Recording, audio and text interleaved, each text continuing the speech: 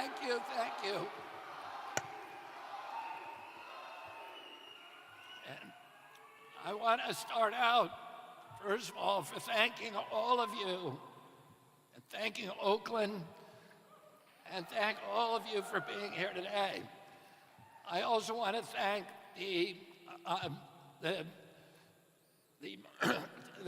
tribal chiefdoms, the Muwekli Ohlone tribe, and the chairwoman of the tribal council for endorsing me today, for putting their faith in me.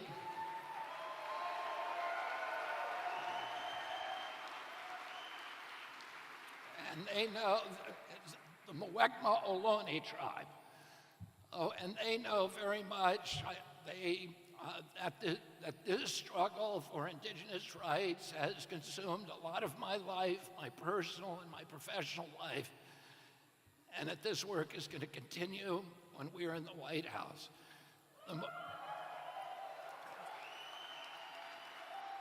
The Muwekma Ohlone are one of the many tribes that were decertified during the 1950s and 1960s, and these tribes need to be re-legitimized, and that's something that I will do as soon as I get in the White House.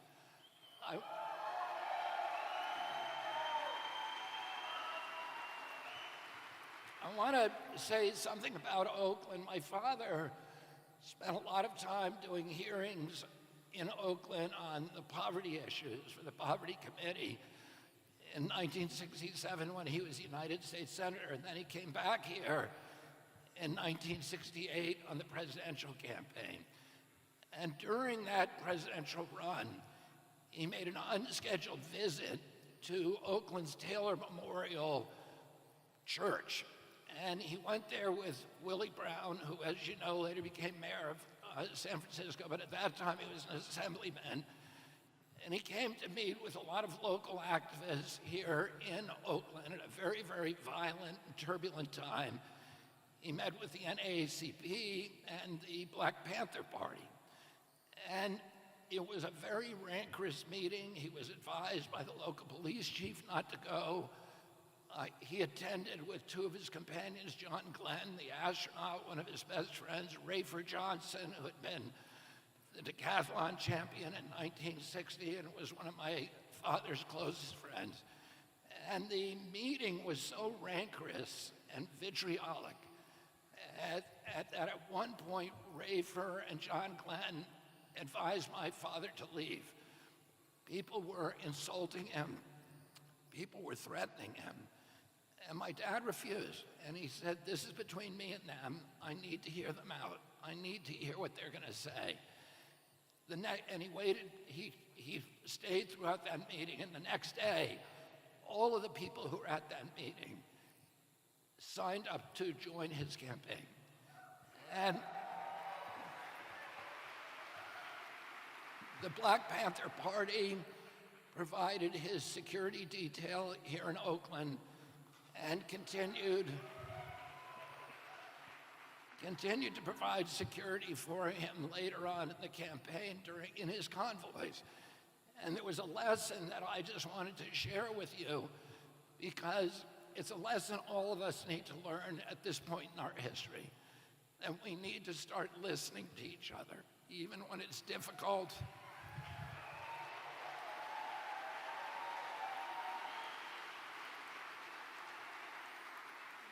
We need to sit through the anger. We need to sit with each other and listen to the feelings and not walk away and not see each other as enemies, but learn to love each other even through that anger and vitriol. We need to start coming back to each other as Americans again.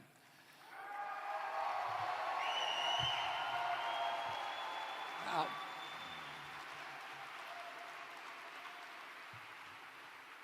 the last time I was in Oakland was when I served on the trial team in the Monsanto cases, and we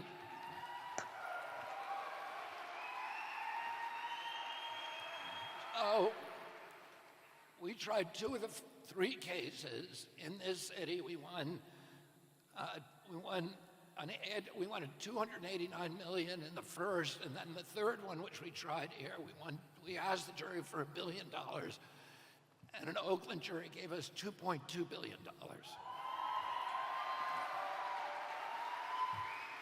And that brought Monsanto to the negotiating table, and we settled then all 40,000 cases.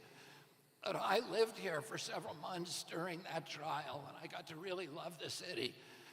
The Monsanto case was the latest in a lifetime of battles for me to get poisons out of our food and out of our farms and to restore our soils.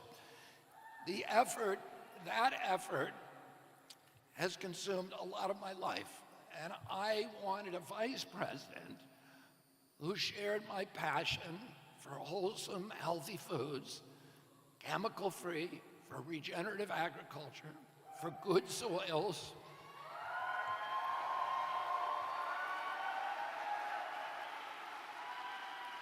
and I found exactly the right person.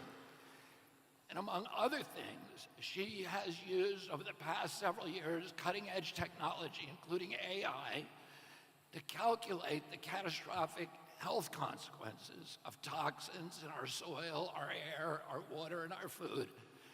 Technology has been a lifelong passion for my future vice president. This is important because I also wanted a vice president who shares my indignation about the participation of big tech as a partner in the censorship and the surveillance and the information warfare that our government is currently waging against the American people.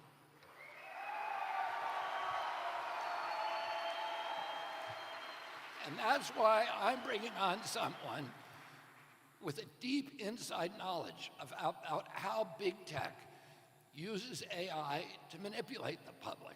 I want a partner with strong ideas about how to reverse those dire threats to democracy and to our freedoms. I managed to find a technologist at the forefront of AI. She has spent the last decade relying on neural networks, artificial intelligence, and cutting-edge science to identify abuses in our government. She understands that the health of every American is a national security issue and a national security risk. Her work has proven time and again that health drives our economy, that it is the foundation of our mental health, our national happiness, our ability to lead the world in innovation, in prosperity, and in peace.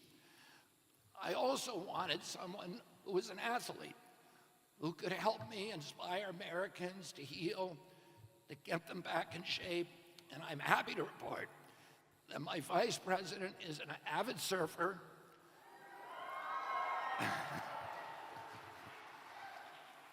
who attended school on a softball scholarship. I wanted, right here in Oakland, I wanted someone who was battle-tested, able to withstand criticism and the controversy and all the defamations and slanders and perjuries that are thrown against anyone who embarks on a presidential campaign. I wanted an advocate who has seen corruption of our regulatory agencies firsthand, who shares my indignation about the way it allows regulated industries to commoditize our food, our wildlife, and our children. I wanted someone who would honor the traditions of our nation as a nation of immigrants, but who also understands that to be a nation, we need secure borders. I wanted a partner who was a gifted administrator, but also possesses the gift of curiosity, an open, inquiring mind, and the confidence to change even her strongest opinions in the face of contrary evidence. I wanted someone with a spiritual dimension and compassion and idealism, and above all, a deep love for the United States of America.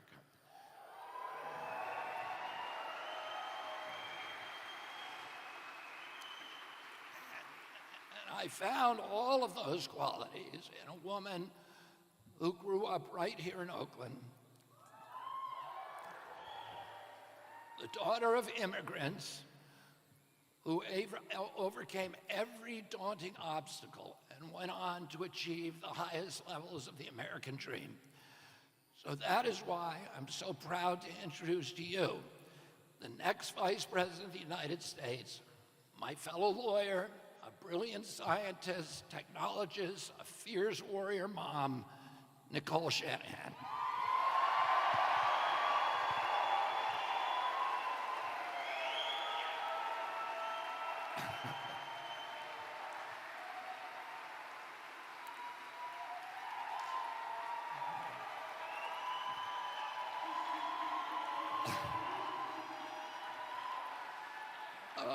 I'm going to tell you a little bit about Nicole before we bring her out here. Then we're going to see a video. And Nicole's personal story began in Oakland. She was the daughter of impoverished immigrants. She grew up on food stamps and welfare in the city, beset by many, many other unique challenges, all of which she overcame. Her very, very American journey took her to a career as a patent attorney and as a Silicon Valley tech entrepreneur and as a Stanford University fellow. Like many of us, Nicole assumed our government was working for our people, that our defense and intelligence agencies wanted peace, that public health agencies wanted us to be healthy, that the USDA supported wholesome foods and family farms, that the EPA would stand up for clean air and clean water, that the Fed wanted prosperous America, that the Democratic Party was on the side of the middle class, the working poor, and Main Street small businesses, that scientists were incorruptible, and that the science was a search for, an exalted search for the truth, and that the President of the United States could always be counted on to defend free speech. I too used to believe those things. Do you remember those days? And she'll tell you that she now understands that the defense agencies work for the military-industrial complex, that health agencies work for big pharma, that the USDA works for big ag and the processed food cartels, that the EPA is in cahoots with the polluters, that scientists can be mercenaries, that government officials sometimes act as censors, and that the Fed works for Wall Street and allows millionaire bankers to prey upon Main Street and the American worker. And that's why Nicole and I both left the Democratic Party.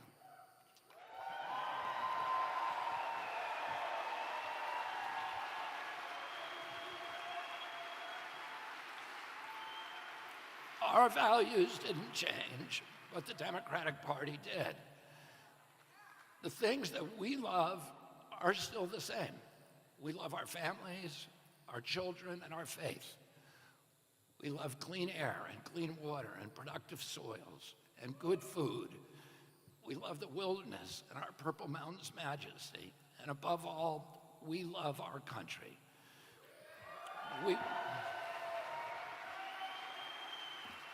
We want America to live up to her highest ideals. We want her to be an exemplary nation again, a global leader in freedom, opportunity, and responsible government. We want America to be a peacemaker, a moral authority. We want our children to grow up, as I did, in a country for which they feel love and pride. We want them to feel safe and to have every opportunity for dignity, prosperity, and community. We want them to have confidence in their futures. We want them to have the best education. We want America to be friendly to farmers and entrepreneurs. We want America to honor its veterans and its teachers. We want scientists to stand up for science and for truth. And we want our government to defend our right to free speech.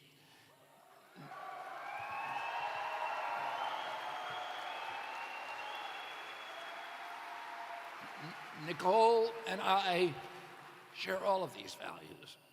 And you know what? Despite the artificially orchestrated divisions, nearly all Americans share the same values that we do. And I'm grateful that Nicole has put her self-interest aside and made the momentous and very, very difficult decision to embark with me on this extraordinary crusade to win back our country.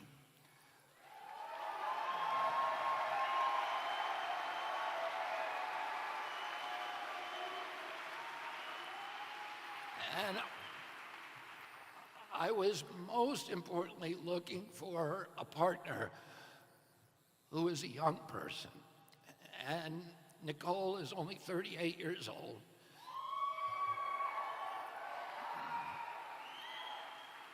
And I wanted that because I want Nicole to be a champion to the growing number of millennials and Gen Z Americans who have lost faith in their future and lost their pride in our country. Many in her generation have stopped believing that older people who have been running our government for so long understand them or represent their interests. That older generation that now dominates Congress, the Supreme Court, and the White House is the same generation, the same people who ran up the $34 trillion debt, and millennials and Gen Z and their children will shoulder the burden. It was my baby boom generation that unleashed the epidemic of chronic disease that has made America the sickest country in the world.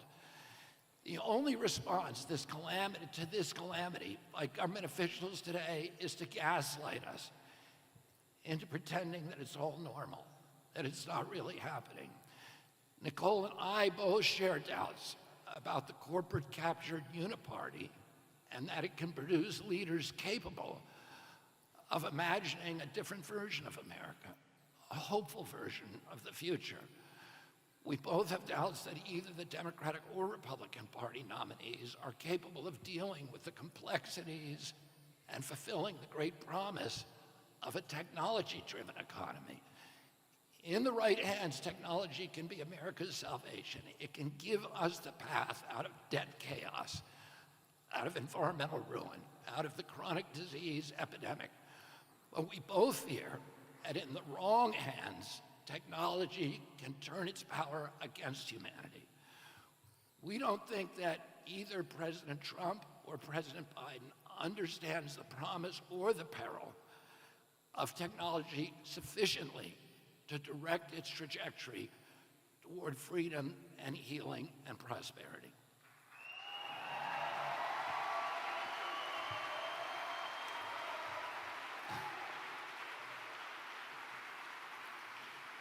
And we're now witnessing this dismaying contest between the two oldest presidential candidates in history. Those two men, during their terms as president, both worked to close our Main Street businesses for a year, 3.3 million businesses, with no due process, no scientific citation, no public hearings, no environmental impact statement. They just told us to shut them down.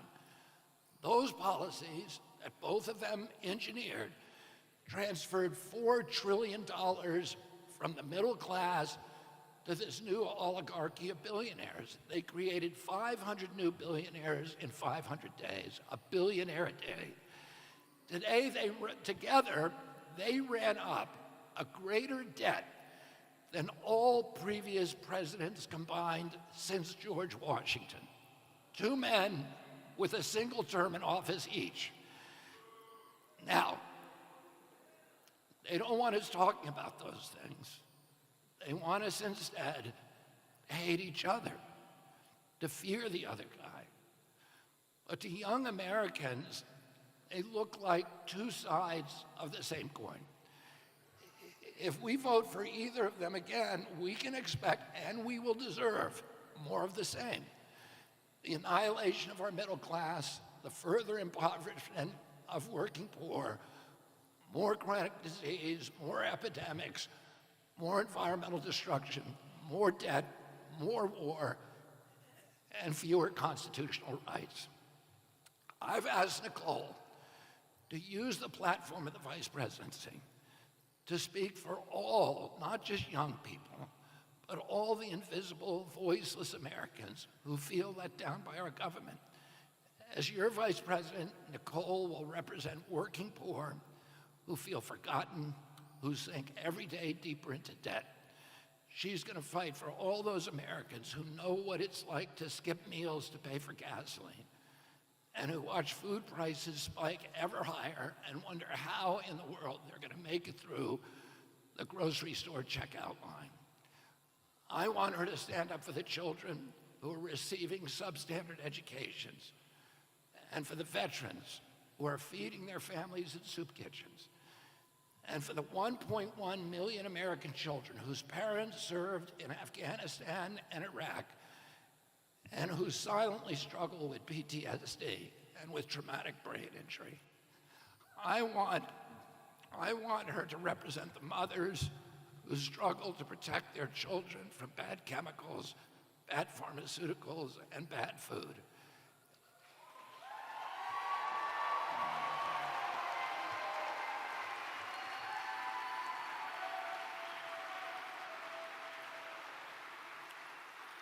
As vice president, she will stand between them and the big ag, big pharma, the chemical industry, the processed food industry, the government regulators who are colluding to poison our kids for profit.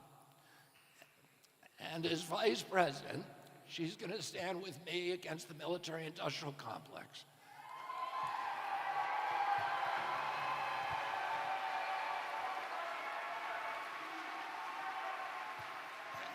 And the neocon interventionists and all of their forever wars.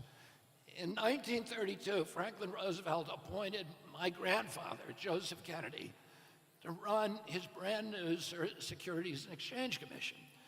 My grandfather had been a stock manipulator on Wall Street, and FDR wanted a chairman who understood the stock market inside and out as the only person who could reform it. In a similar vein, Nicole will stand up to Silicon Valley, which she knows inside and out.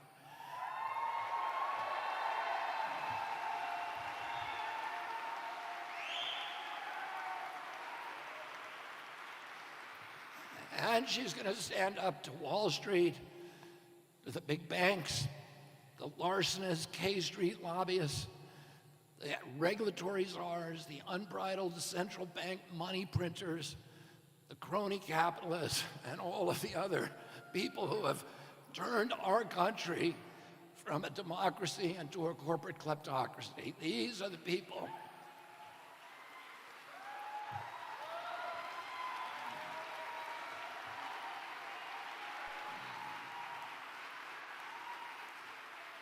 Their cupidity drives our corrupt campaign finance system, which is nothing more than a system of legalized bribery.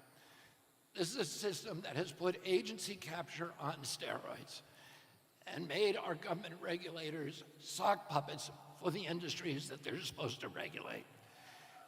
The corrupt merger of state and corporate power now straddles our nation's capital like a mythical harpy, sucking the economic, social, and moral vitality out of the nation's polity of free citizens, gorging itself on the bleaching bones of the American middle class. Nicole is going to help me free our country from that predatory cabal.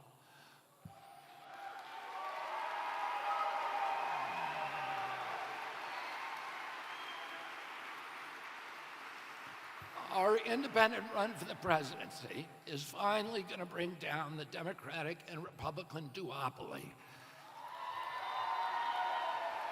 That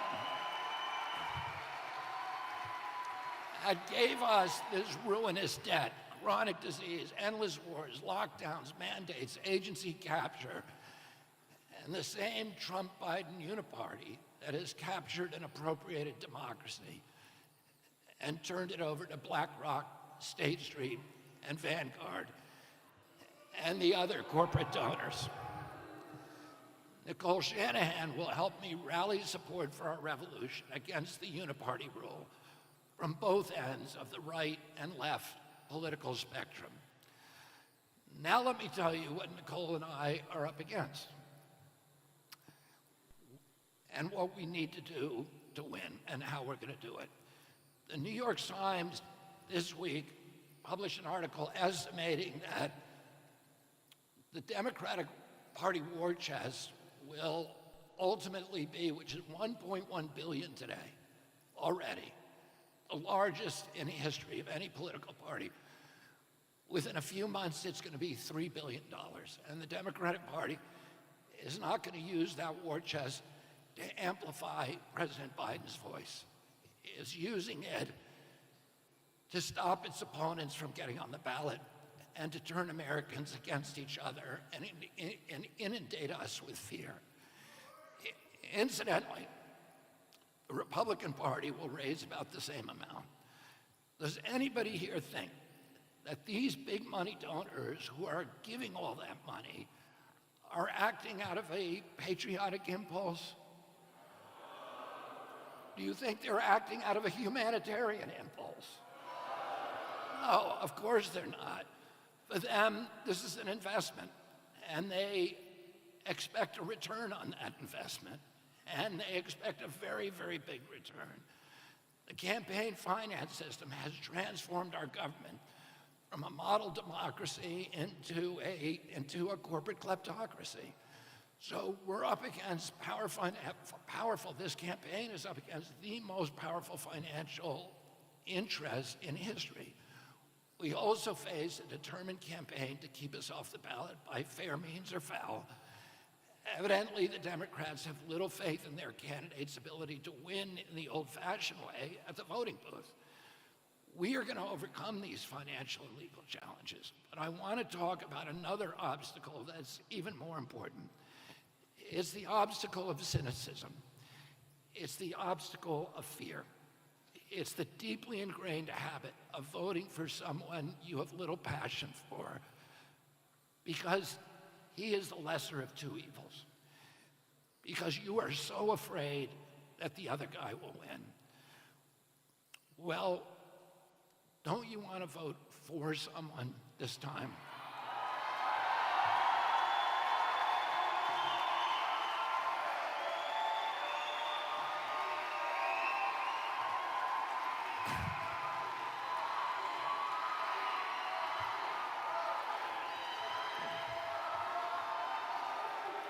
And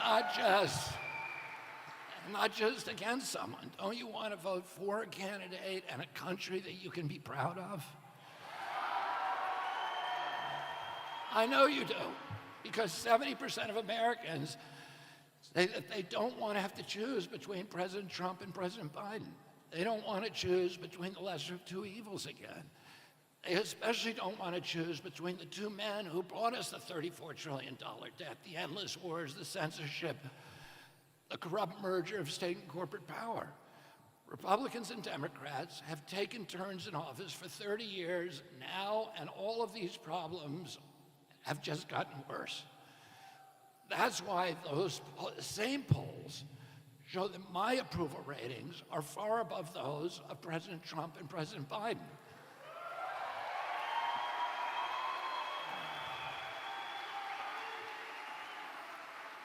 Now, both the Democrats and Republicans are looking at those poll results, and they're devising ways to keep me off the ballot. They don't want to give you the choice. You know, when I was a kid, the Democratic Party was fighting. Its primary fight was to make sure that every American had the right to vote, and none of us were disenfranchised. But today's Democratic Party is doing the opposite. It's working to disenfranchise any Americans who they don't think will vote for their agenda. The principal technique is to call me a spoiler and instill fear in Americans that voting for me will get some other terrifying candidate elected. Our campaign is a spoiler. I agree with that.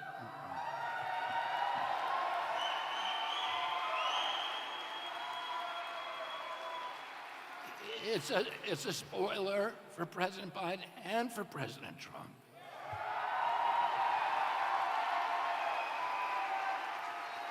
It's a spoiler for the war machine. It's a spoiler for Wall Street and big ag and big tech and big telecom and big pharma and the corporate-owned media and all the corrupt politicians and corporations. That's why they're trying to keep me off the ballot and to frighten you into choosing between the two tired and unpopular heads of the uniparty.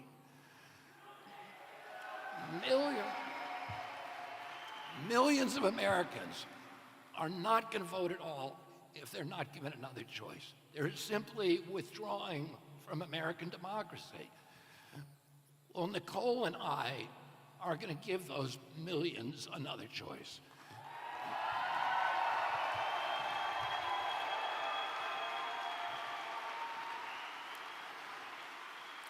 The Democrats and Republicans are trying to divide America. They tell us to hate each other, to mistrust each other, to accuse each other of treason, to warn us against these, in apocalyptical terms, that democracy itself is doomed if the other side wins.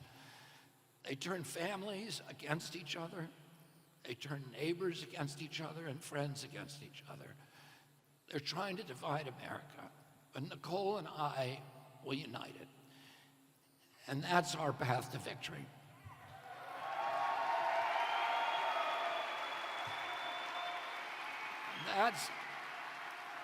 That's how we're going to win. That's how we're going to forge an unstoppable coalition of homeless Democrats and homeless Republicans who are ready to look at the universal values that unite us all, and that every conscientious American wants the same way Nicole wants it and I wants it. All of those things that I described, our love, our children, good food, good soils, moral authority around the world, the end of the warfare state, an incorruptible government, all of those things we all want. If we can only persuade enough Americans to vote out of hope rather than of fear, we're going to be in the White House in November.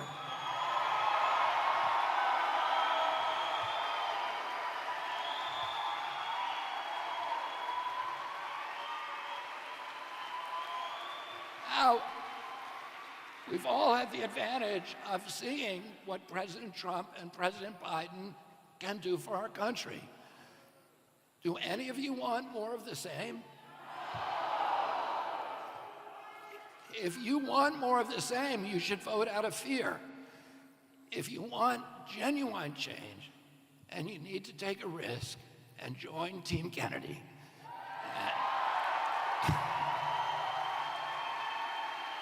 And join the new American Revolution. What that means is to vote from your conscience, vote from your heart, vote out of idealism, vote out of optimism for this country. Refuse, above all, to vote from fear. You know, in 1776, there was a generation of Americans who believed in democracy and something that didn't exist anywhere in the world. Something that was so improbable, so implausible, so impossible. And most people thought it was a joke. And yet they took a risk, not a little risk, not the little risk that you're taking today, like going through a voting booth. They risked their lives, and many of them lost it. They risked their properties. They risked their reputations. And they gave us the democracy that we have today, the model democracy for the whole world. So they acted out of fear, and if you vote out of fear on this election, you are dishonoring that generation of Americans and the thousands and hundreds of thousands of Americans who gave their lives in the Civil War and World War II and World War I and all of the other times that people went and risked their lives to defend our country. If Nicole and I can get Americans to refuse to vote from fear, we're going to be in the White House in November.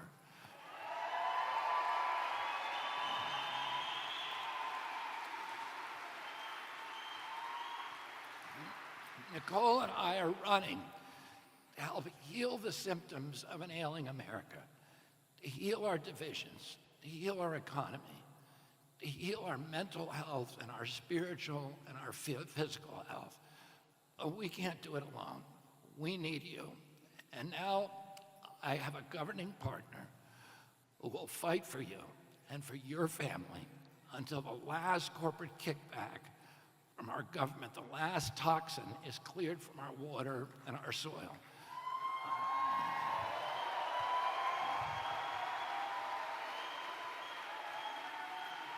Until the last American child gets to live a healthy life and to pursue their own happiness in the land of the free, until the last censor is gone from our government.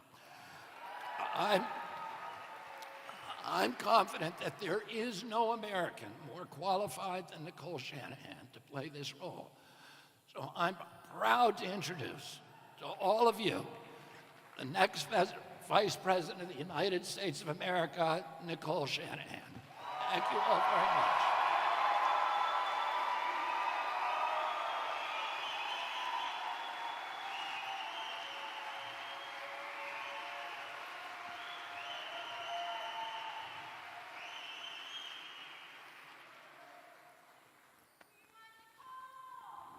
She's a visionary leader and relentless in driving and supporting important projects to improve our lives.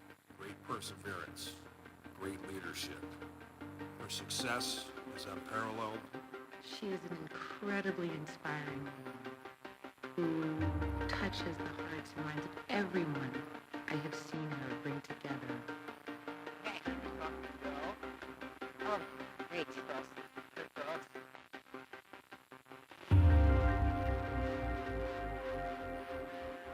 What young people are faced with today is completely unprecedented, and it's going to take a new generation of leadership that understands deeply those threats because they are themselves technologists to address the issues at hand. It's going to take leadership that has spent their life in technology. It's going to take leadership that understands what questions to ask, how to ask them, and what it looks like to implement a plan. This is not the America of the 1950s. This is the America of 2024.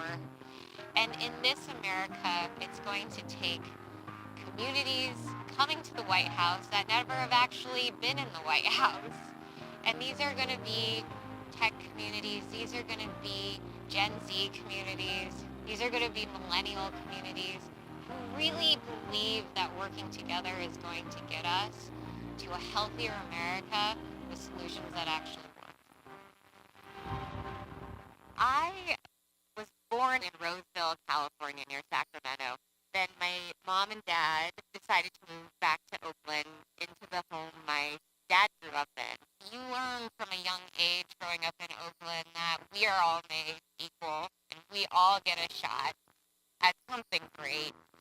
And the color of your skin just gives you a different, cool cultural perspective. And, you know, I'm half Chinese, half Caucasian, but to the people around me, I was Nicole. My mom immigrated to the United States in 1983 from Guangzhou, China. My father, in particular, struggled with substance abuse, various mental health challenges. We relied on government assistance for a good portion of my childhood. Every time my dad lost a job, there wasn't a lot of money to cover basic expenses like food. And we would get food stamps and go to the local grocery store with our mom, my brother, and I. And at the checkout counter, I remember she would ask my brother and I to go stand by the magazines when it was time to pay. Whew. It was hard. It's really hard. Those programs, they saved my family. They gave me a chance. I went to the University of Puget Sound in Tacoma, Washington. I graduated in 2007, and I started working actually on medical device patents as a paralegal. I was always asked to be kind of the resident law firm nerd that was in charge of making sure the software always worked well and represented all the client data correctly. And I loved it. I was at Santa Clara Law School, which is really in the heart of Silicon Valley, and trains some of the top IP law professionals in the country. In 2014, I joined Stanford Law and Computer Science to become a Codex Fellow. My center at Stanford, Codex, one of our core themes is how to build humanistic programming into AI. AI unregulated can be disastrous for us. We're already seeing early signs of it. And, on day one of Bobby Kennedy's presidency as his vice president, I will mobilize the best legal ethicists in AI on the planet. And they're going to have knowledge of computational ethics. So after my 2 years at Stanford, I spun out my company, ClearAccess IP. I then founded a foundation of my own called the Echo Foundation, one of the largest funds in women's reproductive health ever created. Human reproductive health is in decline globally, and at a pace that is actually causing alarm in certain countries right now. Women's health is a direct indication of environmental health. I gave birth to a healthy baby girl in November of 2018. That was the happiest day of my life. From time of birth until 7 months, she smiled, she giggled, she paid attention, she hugged, she, grasped for things. She had a great appetite. At around 10 months, things had changed dramatically. She wasn't engaging as much, and her energy didn't seem as high, and her muscle mass seemed weak. I would, sit her to just sit on her own, and she wouldn't be able to hold herself up when previously she could. She wasn't speaking, she wasn't pointing, she seemed kind of, in her own world, and the evaluator clearly identified symptoms associated with autism spectrum disorder. And it was then and there in 2020 that my life changed forever. Chronic disease in children is due to environmental disruptors that cause inflammatory symptoms, which then reduce the child's ability to heal. I've learned that the top environmental health exposures are really in 3 categories. There's endocrine disruption, which is caused by various chemicals in our consumer products, chemicals and preservatives in our foods. The second category of environmental exposures are electrochemical in nature. That electrical interference comes in the form of our wireless technologies, our devices, our cell phones, and we have no regulatory body currently in the United States keeping an eye on this. The third category of environmental exposures really is medications that we rely on for our healthcare system. And ironically, many of these medications are prescribed to help manage the symptoms related to exposures caused by categories 1 and 2. It's a Band-Aid that actually poses new risks. I've spent my life in data and technology, and I know that there is a solution here to this problem.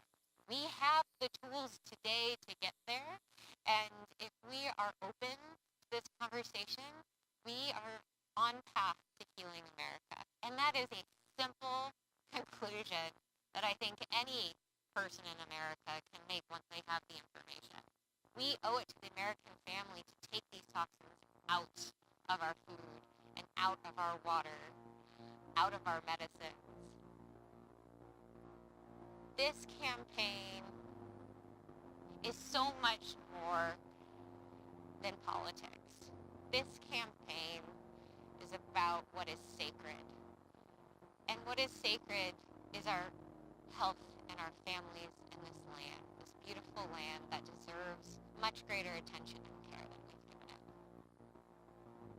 I'm making this move as an independent now because I've been finding it harder and harder to find the leadership in the White House that represents the issues closest to my heart. And in order for us to get there, I think we all need to rethink what has happened to the DNC and the RNC for that matter.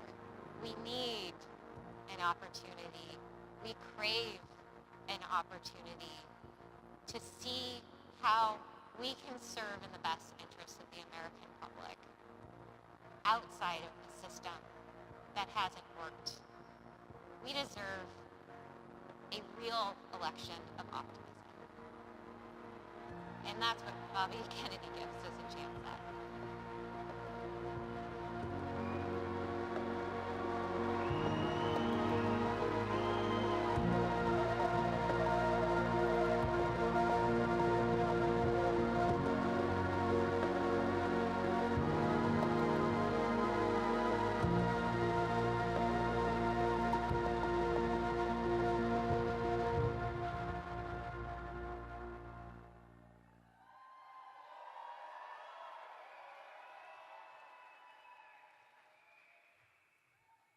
Ladies and gentlemen, the next Vice President of the United States, Nicole Shanahan.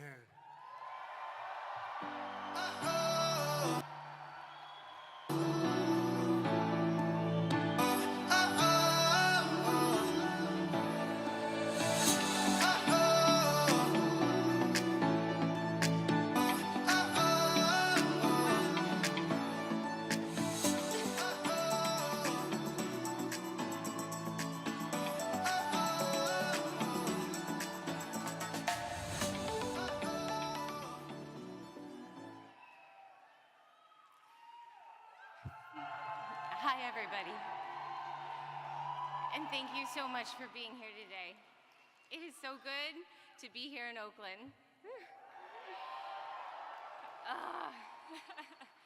This city will always have a special place in my heart. You know, I grew up just a few miles from this very spot. My mother, who's standing right there with her phone up, she immigrated here from Guangzhou, China. And my late father was an Irish and German American. I want to tell you a little bit about my childhood so you can understand the source of my politics and convictions. My mother's first job when she came to the United States in 1983 was as a live-in caretaker to an elderly woman here at Lake Merritt. By the time I was born, she worked as a dental office secretary. My father loved my brother and I dearly, but he was very troubled, plagued by substance abuse, and he struggled to keep a job. From watching my father and his struggles, I learned not to be judgmental. He was doing the best he could. I think of him when I see the statistics of the millions of Americans who are addicted, depressed, or suffering. This is one of the epidemics of our time. It affects nearly every American family. I wish my experience was unusual, but it's not. It has become part of my determination to do something for our country.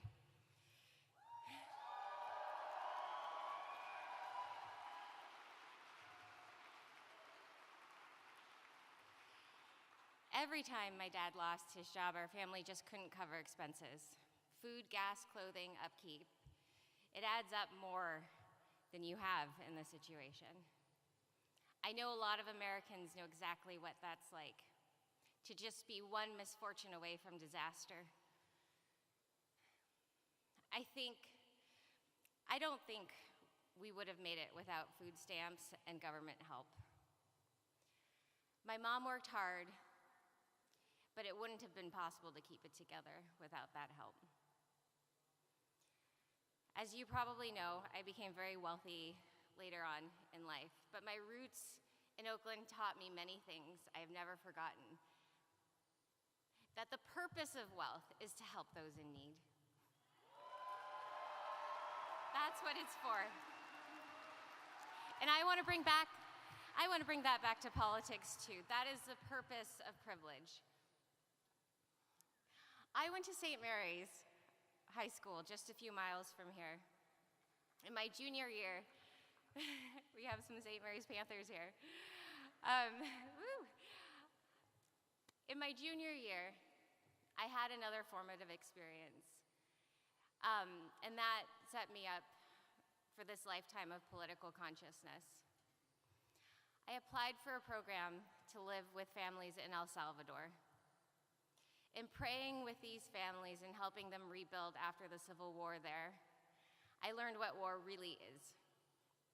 I learned how it rips lives apart, it brutalizes children, how it visits unspeakable horror on the innocent. And I also learned the resilience of the human spirit and its infinite capacity to heal, to forgive and to restore. El Salvador is where I came to understand war, but more importantly is where I also came to understand peace. That is what inspired me to my first political action in high school. At the onset of the Iraq War, I became an anti-war activist. Yes. If I'm being honest, I didn't really know how to do it. I printed pamphlets and I led a walkout, and we went to our local radio station. But I knew in my bones then that violence begets more violence. I'd seen what that does to society, and I didn't want my country, the country I love so dearly, to be doing that in the world. Yeah.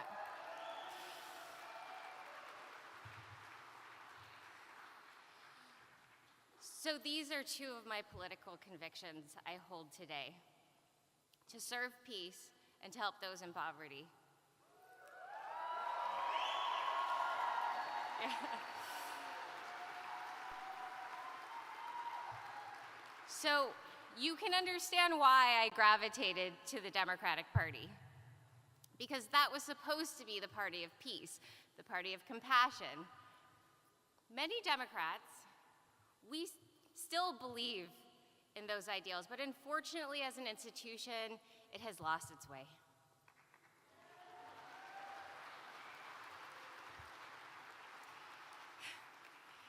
There is only one anti-war candidate today, and you won't find him in the Democratic Party or the Republican Party. He is an independent, Robert F. Kennedy Jr.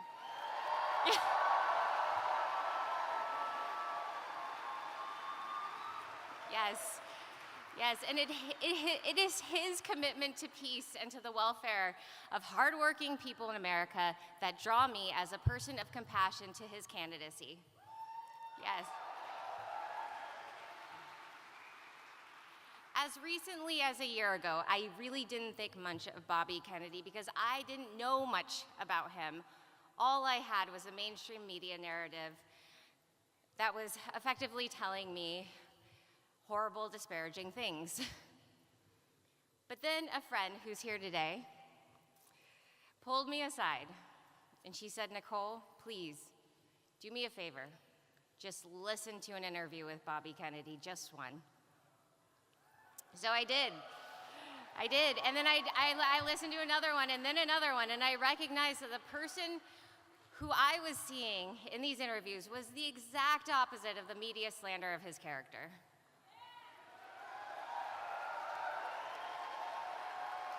I saw a person of intelligence, of compassion, and of reason.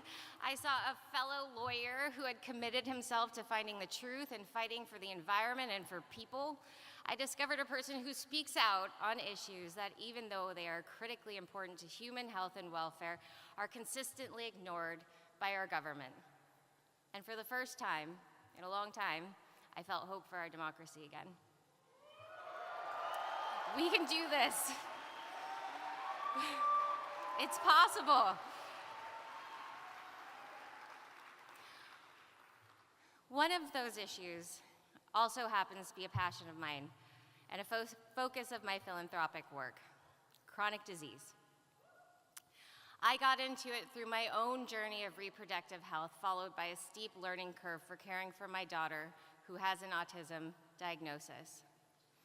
In that journey, I discovered that women's fertility is in precipitous decline around the world. We are facing a crisis in reproductive health that is embedded in the larger epidemic of chronic disease. Because it has been so personal for me and my daughter, I got deep into the research and consulted some of the best scientists and doctors. Let me tell you what I found. There are 3 main causes. One is the toxic substances in our environment, like endocrine disrupting chemicals in our food, water, and soil, like the pesticide residues, the industrial pollutants, the microplastics, the PFAs, the food additives, and the forever chemicals that have contaminated nearly every human cell. Yes, and it makes you angry to hear this. It makes me angry to say it because we shouldn't be here right now. Second is electromagnetic pollution. You don't hear politicians talking much about that either, but it is something we need to look at. As Bobby says, we need to investigate every possible cause of chronic disease epidemic that is devouring our nation from the inside. Third, I'm sorry to say, is our medications.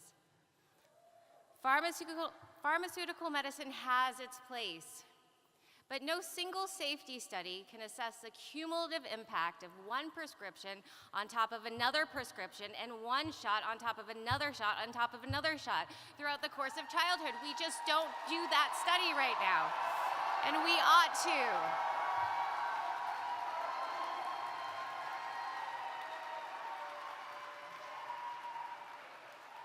We can, and we will. Conditions like autism used to be 1 in 10,000. Now here in the state of California, it is 1 in 22. 1 in 22 children affected. Allergies, obesity, anxiety, depression, our children are not well. Our people are not well, and our country will not be well for very much longer if we don't heed this desperate call for attention.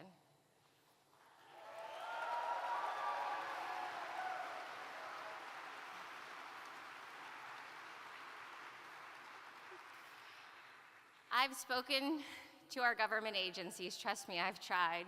I've spoken to senators, I've spoken to governors. They all know something is wrong, but none of them take any action. There is only one candidate I have met for president who takes the chronic disease epidemic seriously. It is Robert F. Kennedy Jr., and I will be his ally in making our nation healthy again. Yes.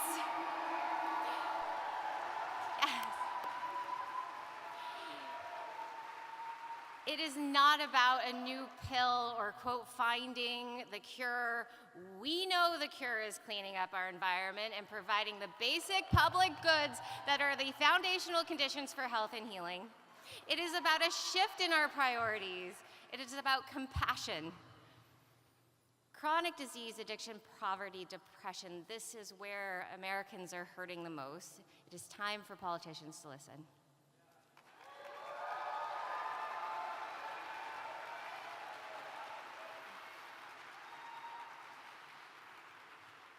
So here is how the Kennedy-Shanahan ticket is going to end the chronic disease epidemic.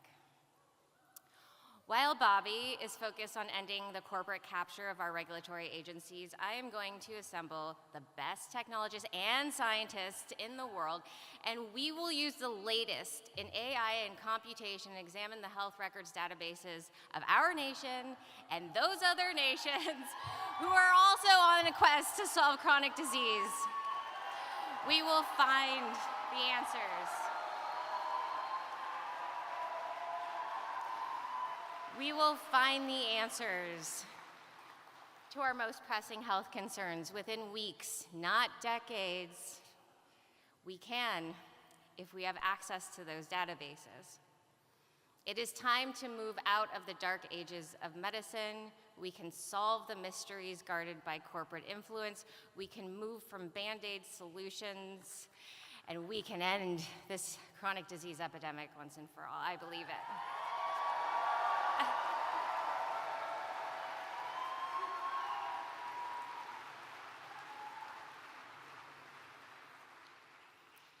You know, my sense is that most American moms and dads already know the truth of the matter, and it's just long overdue that the duty of care owed to the American family is actually given.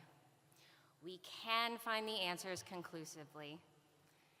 You know, I have a background in tech, so I tend to think in terms of data. In my tech days, I developed AI-powered software to automate affordable legal services. Well, guess what?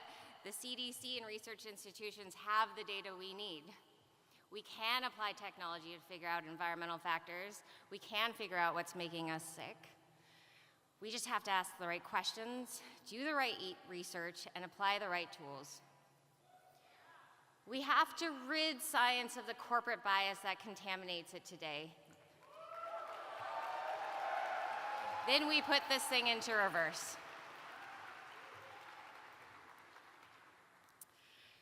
So actually, the first issue that I applied my tech background to was criminal justice. It was across the bay in San Francisco, where the district attorney's office needed help examining thousands of police records thought to contain evidence of racial bias, wrongful arrest, and patterns of prejudice. I put together a team of computer scientists to develop a computational method to collate these records and design a method for analysis. But what I really learned through this was the sorry state of criminal justice in our country.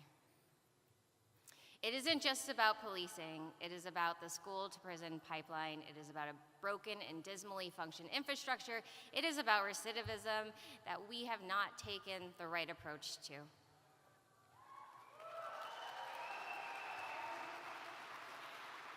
How do we make our systems a system of rehabilitation and not punishment? These questions don't have easy answers. I know this is hard. This is very hard, but they are the right questions to be asked, and there's only one candidate asking them, and it's Bobby Kennedy.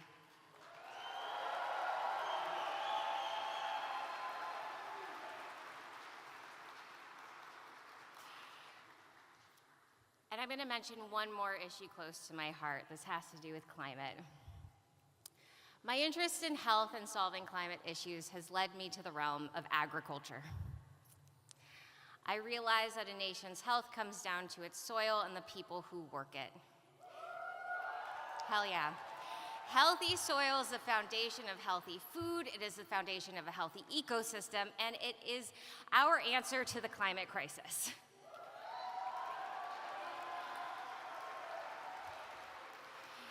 It is the foundation of a healthy economy.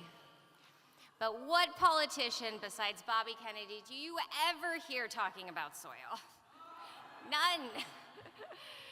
I've produced 2 films on the issue. Common Ground is the latest. We've got some Common Ground and Kiss the Ground people here. Thank you guys for coming out today. I've talked to Congress people and senators, but all I've gotten are vague promises that never amount to real change. Republicans and Democrats alike have fallen under the sway of big agrochemical companies and food conglomerates. They might invoke the ideal of the family farm, but they have betrayed it again and again.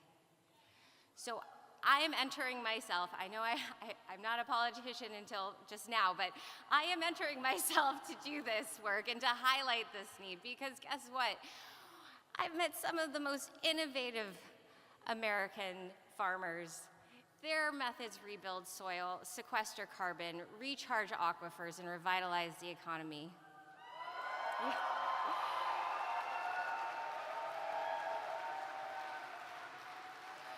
And you know what? We don't have to force anyone to do anything or to imitate them. All we have to do is change our system of regulation and subsidy to support those methods.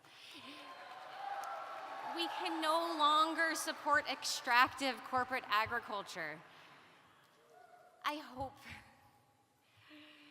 am so hopeful for this. I hope you all understand now what has brought me into politics, hasn't it? And what, in this moment, I am leaving the Democratic Party.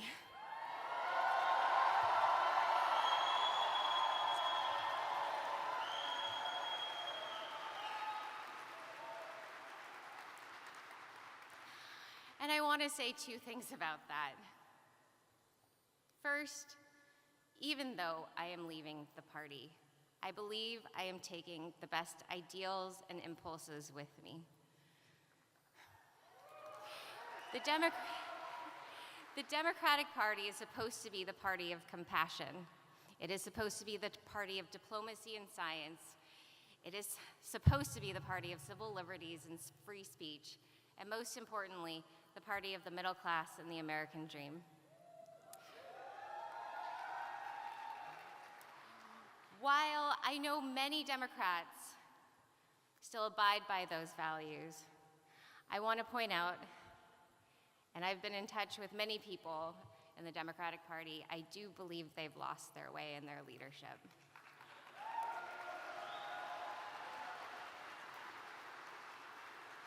I worry for the party's overwhelming interest in elitism, celebrity, and winning at all costs. And I worry that they do it even if that means turning a blind eye on the issues that they all know to be true.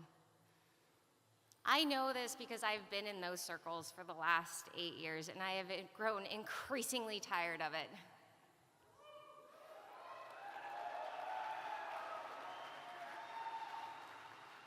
It wasn't until I met Bobby and the people supporting him that I felt any hope in the outcome of this election.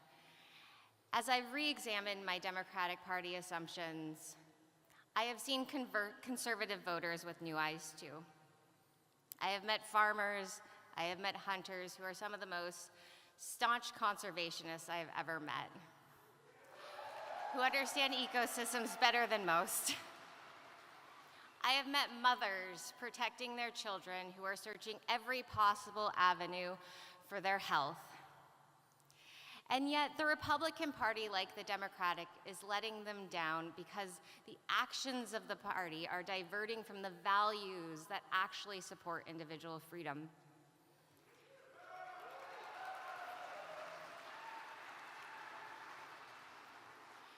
In fact, the very failure of both parties to do their job to protect their founding values has contributed to the decline of this country in my lifetime. Maybe that's why I see so many Republicans disillusioned with their party as I become disillusioned with mine. If you are one of those disillusioned Republicans, I welcome you to join me, a disillusioned Democrat, in this movement to unify and heal America.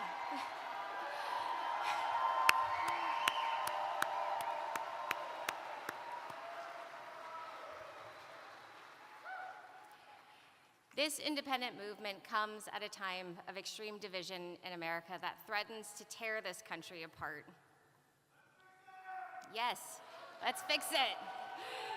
It is time for a realignment. It is time, as Bobby Kennedy says, to focus on our unifying values rather than our divisions. And so if anyone is listening who never considered an independent ticket, I want to extend the same invitation to you that my friend did to me last year. Please listen to Bobby Kennedy in his own words. Take a look at his vision for America. It is a vision that I share too, as I spend the next 7 months of my life getting him on each and every ballot in this country.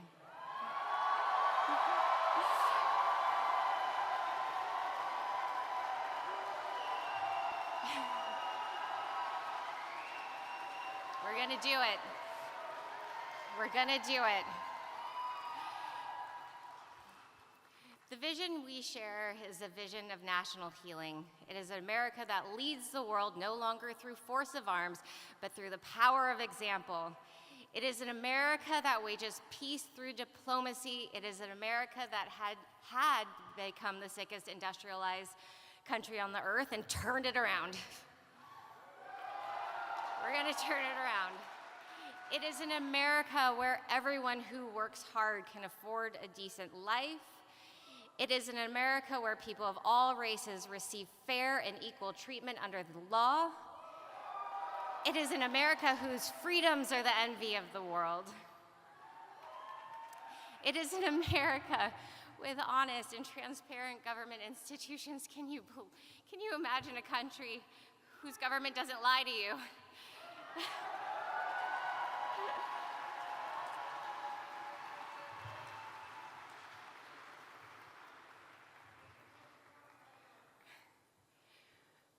People talk about my age.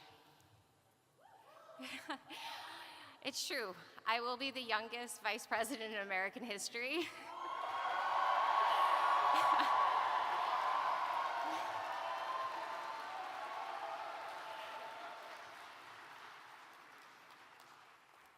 Let me tell you why so many of us young people have turned away from politics. It's because we lost hope that change would ever come from inside the system. After all, which party wins with promises of hope and change or to drain the swamp? Things proceed as usual, declining bit by bit each passing year. So that's the reason. But the other reason is that we can't stand the phoniness anymore. We can't stand the lies. We can't stand the inauthenticity. And that's why Bobby Kennedy leads in all the polls among young people. We are hearing our voice in his.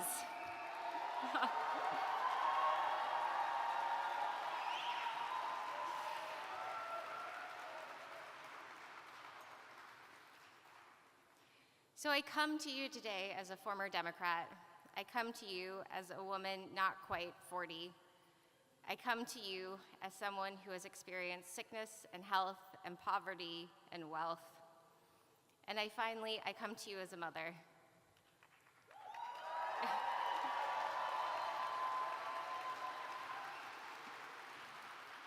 You know, most of the philanthropists I work with are women, other mothers. And initially, it was a mother who's here today who reached out to inspire support in this campaign. I never thought in a million years I would be up here running for vice president.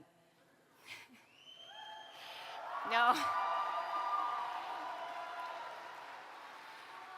No. But what I am doing is I'm joining the millions of mothers out there who support this candidacy.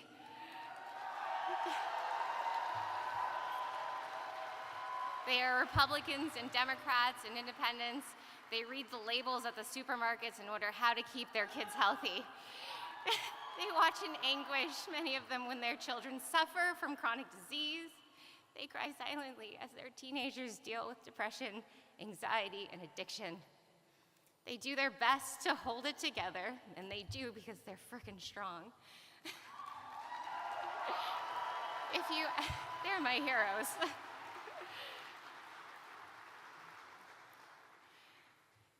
These moms, they're my heroes. They're the moms trying to make a normal life for their children in a world that has gone crazy. As a mother myself who knows the firsthand challenges of raising a child with special needs, I promise to you to make this world a little less crazy. I will work with Bobby Kennedy to make America once again a country of peace, a country of compassion, a country that is prosperous and free. And this won't happen overnight, but I have seen miracles that the human spirit can accomplish. I have seen its resilience. And most importantly, I have seen its capacity to heal. And what is possible for the human being is also possible for our nation. So please, join me and Robert F. Kennedy Jr. in the healing of America. We've got this. We're gonna do this.